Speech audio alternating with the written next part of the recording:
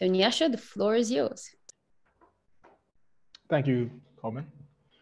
Yes, so I am Nyasha Museta. I'm a data scientist, and today I'll be taking you through our prediction modeling, as well as our big data platform, where I'll show you tools that we've made available to fantasy users. Just a short introduction of why we did this and what is the motivation. All right, so I mean, sports betting is quite popular. It's been over there for over 2,000 years, and with the rise of the internet and the democratization of data, it has become easier for anyone around the world to place a bet. Now, why did we choose the Premier League? Well, obviously, soccer is the most popular sport in the world, and of that, the Premier League is king. When Liverpool played Manchester United in 2015, 700 million people watched.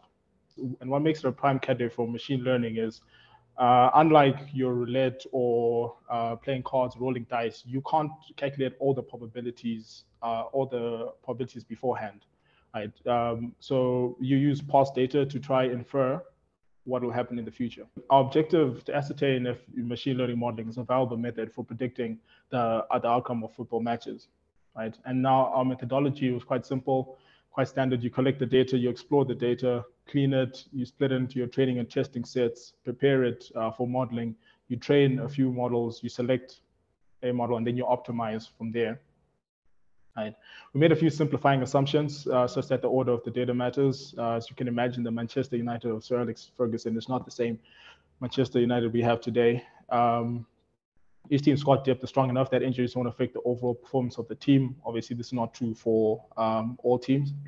And every match is fair and unbiased, which we do hope is true. Right, now, just exploring the data in blue here at the bottom, all the away team wins. In green, those are your home team wins, and in yellow, those are your draws. So just looking at this, we can see that over half, just about half the games were won by the home team. Right, now, the features we use for training, we split them into three: your defensive features, offensive, and your neutral features. Right, now, we trained a few models, your logistic regression, random forest, support vector machine, your KNN, voting classifier, and an artificial neural network. And these are the test scores. So we can see that here the artificial neural network performed the best. So these are the weekly accuracies for each game week. So you can see on game week 1, we had an 80% accuracy, which is quite good. It dropped to about 50 the next game week, dropped again, and then went up again. So there are rises and falls, and we then interrogated why this is. Why is it on 1 week it's 80% and then the next it drops. We use this matrix called the confusion matrix. It's quite simple to understand. Down here we have the away, draw, and home. These are the results predicted by the model. Then we have what actually happened here on the left, your true label, your home win, away win, and your draw. So the main diagonal here are the correctly predicted results. And we can see that it didn't predict any draws correctly, right? Or any draws at all. So that in itself shows that it has a heavy bias towards all the other categories.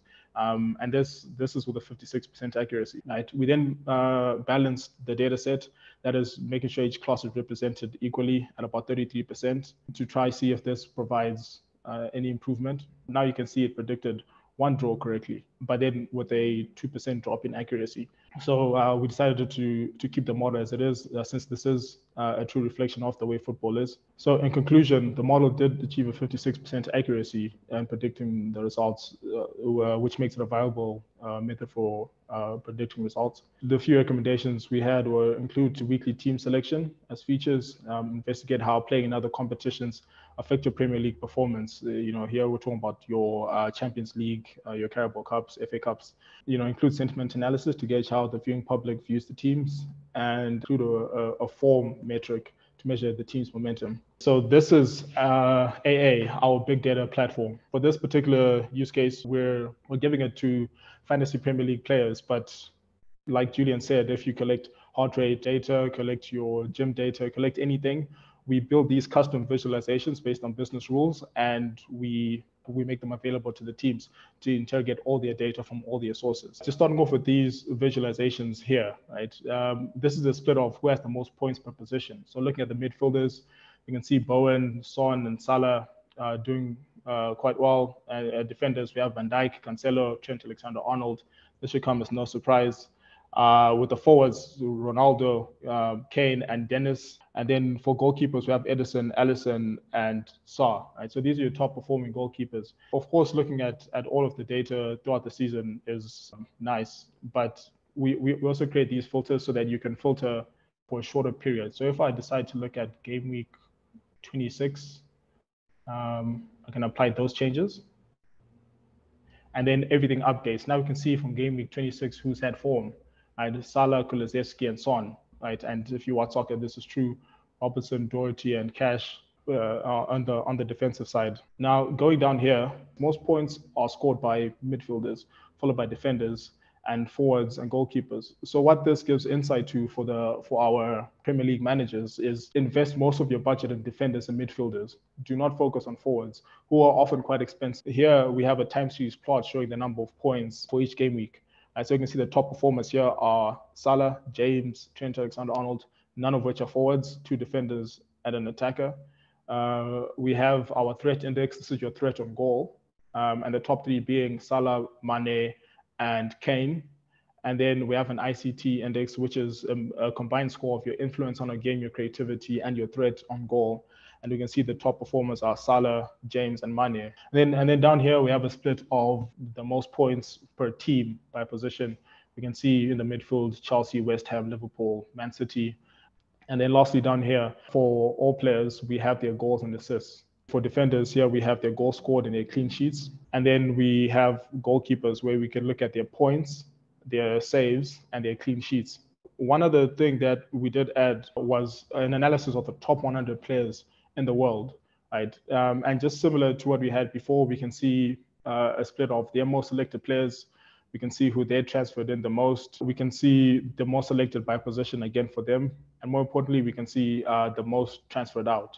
Right? And then lastly, we have our predictions. So our predictions, we update our predictions after each game week. You'll find the latest date here. You can see this was last trained on the 30th of March.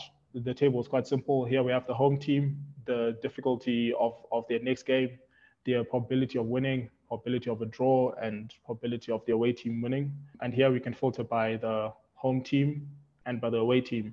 And then just going down here, these gauges show which teams are most likely to succeed based on the predictions. So we can see Chelsea, who's playing at home, 85% chance of winning their game, Leeds 64% chance, and Man United 57%.